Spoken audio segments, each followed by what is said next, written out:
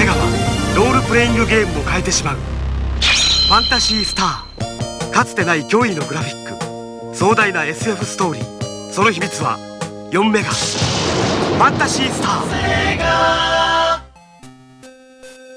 The Sega Master System is a fascinating console. After learning about Phantasy Star many years ago, I was curious about what it was like. Now, I have to say at first, I wasn't particularly impressed. But this adventure slowly pulled me in. Now I'm convinced it's easily one of the best 8-bit role-playing games ever made. Now, Japanese role-playing games were a relatively new genre in the mid-80s. It all really began with the original Dragon Quest, which was an instant hit. Then, of course, came Final Fantasy, which proved almost as popular. Unfortunately, both of these games were on the Nintendo, and this drove Sega to make one of their own. And in typical fashion, Sega likes to put their own spin on things by taking the genre out of its medieval roots with their sci-fi fantasy RPG game, Phantasy Star. And this game is total adventure role-playing, with towns full of people and shops, 16-level dungeons full of traps and treasure, 3 companions who will help you if you find them, and some of the most awesome graphics ever put in a video game. Well, the Master System anyway. It was a big hit and resonated with fans of the genre instantly. It's certainly remembered fondly by most, even today, including myself. So today, we're going to have a look at Phantasy Star on the Master System, a retrospective review of the game. Now, Sega launched the development of Phantasy Star so that their Master System could compete with the burgeoning popularity of console RPGs, particularly Dragon Quest on the Famicom. Designer Kotaro Hashida and programmer Yuji Naka formed a team staffed by a large number of women for the time, including graphic designer Riko Kodama. The team wanted Phantasy Star to be a unique RPG experience, so they added elements like 3D dungeon crawling, a female protagonist and ample animation. And the game's setting was a fusion between medieval fantasy and science fiction, an idea inspired by Star Wars. And the team had to use several techniques to fit all the content on a 4 megabit cartridge, a large game size for that particular time. The game was released for the Master System just 2 days after Final Fantasy arrived for the competing Famicom. In the game, well, it was praised for its grand sense of adventure due to its advanced visual effects and deep gameplay. And also, the battery backup system drew praise, but it also contributed to the game's notably high retail price, which did make it difficult for some critics to recommend. But anyway, it didn't stop me buying the game, that's for sure. So, what's the plot of the game? Well, Phantasy Star is set in the Algol star system, which consists of 3 planets, the lush and green Palma, the arid and barren Motivia, and the icy and desolate Dezoris. In Algol, well, it's ruled by King Lassic, who, while originally benevolent, becomes a cruel, psychopathic tyrant. After a string of harsh political changes, small pockets of rebellion emerge, but are mostly ineffective against Lassic's iron rule. One such rebel, named Nero, is killed by Lassic's forces, and his sister Elise swears revenge. And as a result, Elise builds a party of adventurers, including a warrior named Odin, a wizard named Noah, and a cat-like creature named Mia. Together, they embark on an adventure spanning the 3 planets, meeting with townspeople, battling enemies, and finding special items that will help him in the fight against Lassic. Right, so let's have a look at the gameplay of this game. Was it any good? Let's find out. Well, as you can see, Phantasy Star is your traditional Japanese role-playing game. It alters between a top-down perspective when the player is exploring the overworld and changes to a first-person view when engaged in battle or exploring dungeons. These dungeons are certainly long and twisted and require the player sometimes to map most of them on paper.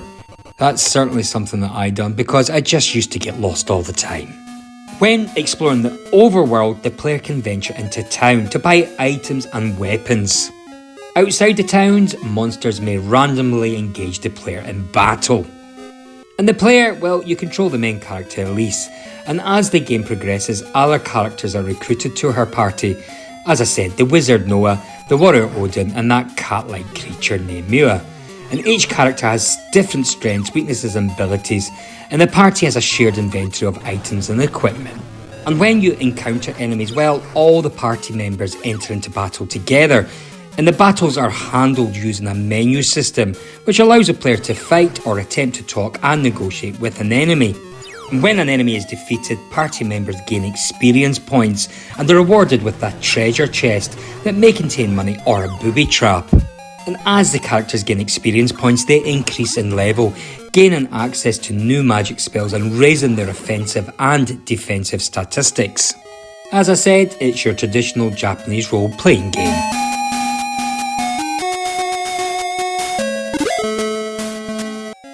And as I said at the start of the game, you begin with just Elise. And you explore the towns, the dungeons and the vast world map, like in most other RPGs. But there are a few twists to the standard formula here. For starters, the dungeons are in 3D. And within these, you view the action from a first-person viewpoint and can move forward, back and turn left and right. And what sets Phantasy Star apart is that there are not one, but 3 different planets to explore, each with their own towns and dungeons. This was certainly a very ambitious game for its time. Now, the area you can explore is probably about the same size as the world map in the original Final Fantasy overall, but the change in scenery makes it feel more vast here. The battle system is pretty standard as far as 8-bit RPGs go. It's very similar to that of your typical Dragon Quest game. The encounters occur at random and do take place on a separate screen, wherein you see the enemies in front of you, but your characters are out of view. This system is strictly turn-based, as you select commands for each person in your party from a menu. After inputting these, the action starts as your characters exchange hits with the enemies. You win by draining all HP from your opponents and lose when everyone in your party is wiped out. It's pretty basic, but I have to say the system does suffer a few issues. The first of these is the fact that you cannot target individual enemies. Opponents of the same kind are grouped together, and you can only target the groups. The AI decides at random where your attacks land, and this often makes battles last longer than they should. Another problem is that the encounter rate is very high. This is especially true while in the dungeons. Sometimes you can only take a few steps before engaging in another battle. Now, thankfully, enemy encounters aren't too difficult, but some of the dungeons are long and they whittle away at you over time, which does make the game tough. And also, on top of that, some of the monsters you encounter are cheap and appear far too often, which is a bit annoying. And this problem is made worse because the dungeons are so difficult to navigate. Because of the limited hardware, every corridor looks almost the same, and there's no in-game map to help you out. And as I said, you probably have to draw out the map yourself. Otherwise, this makes navigation confusing, and it's made worse by the fact that there are so many dead ends and loops. I mean, bloody hell, I used to get lost all the time. And if you can't be arsed drawing out a map, well, thankfully you can find detailed maps online, and you will need them because the dungeons are simply too confusing. And I have to say, even with these maps, it is still possible to get completely turned around. I really do think Sega should have done something more about the repeating graphics, because the navigation is so much more difficult without landmarks. But anyway, on the bright side, I really like the character variety here. While you begin with only Elise, eventually 3 other people join your cause. Odin uses guns and knives and is the strongest fighter in the group, but he cannot use magic. Mia the cat, she is faster than the others but has a weak attack and magic. And Noah is weak physically but can learn a significant amount of spells. And I have to say, I never really felt like I was at an unfair advantage in battle because each party member plays a well-defined role. And also, thanks to the Master System's colour palette, this game looks significantly better than any RPG on the NES. Enemies animate in battle, which was almost unheard of back then, and it's still impressive to this day. The best part of the graphic engine is the 3D viewpoint in the dungeons. As you move, the scenery scrolls surprisingly smoothly.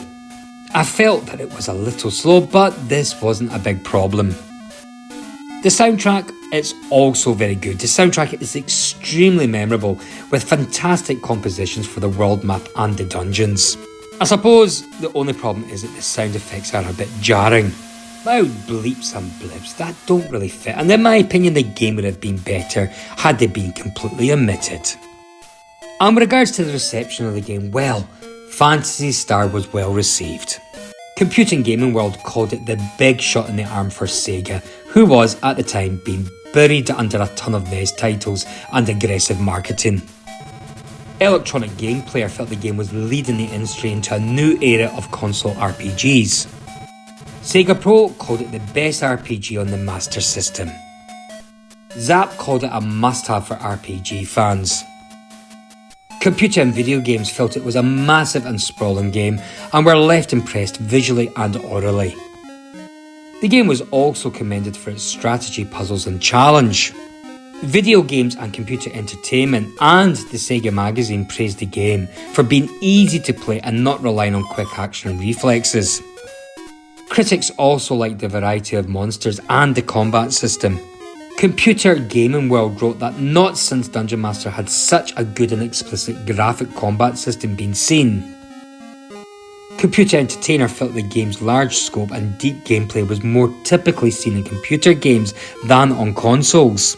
This large scope made critics thankful for the cart's battery backup, an unusual hardware feature at that particular time.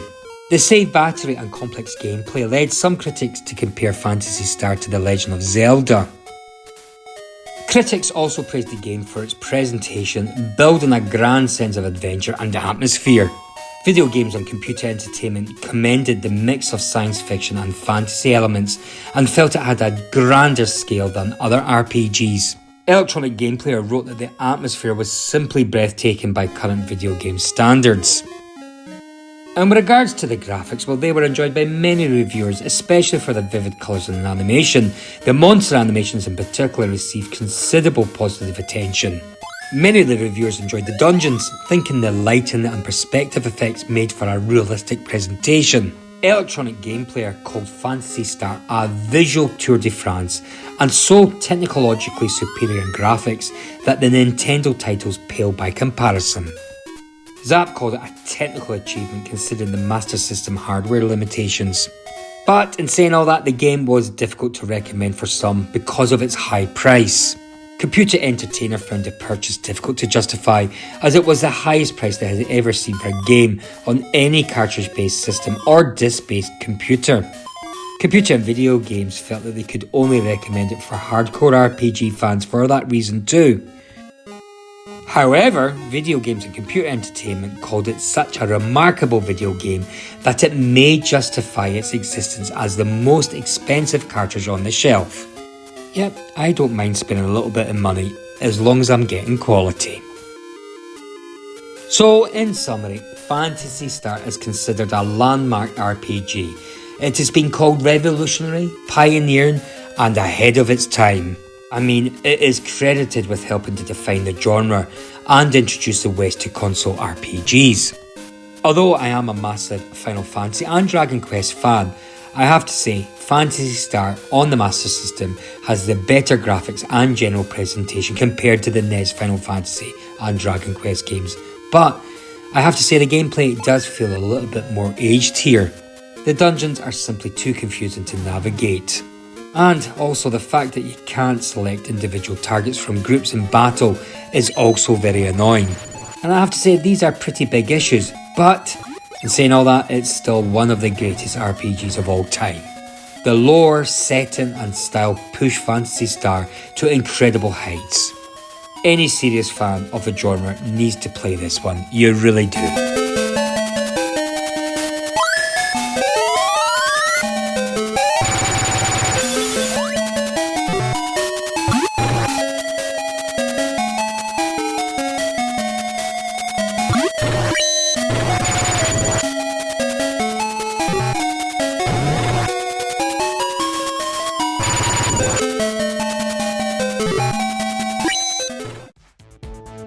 Okay folks, that's a wrap. I hope you enjoyed my short video of Phantasy Star on the Sega Master System.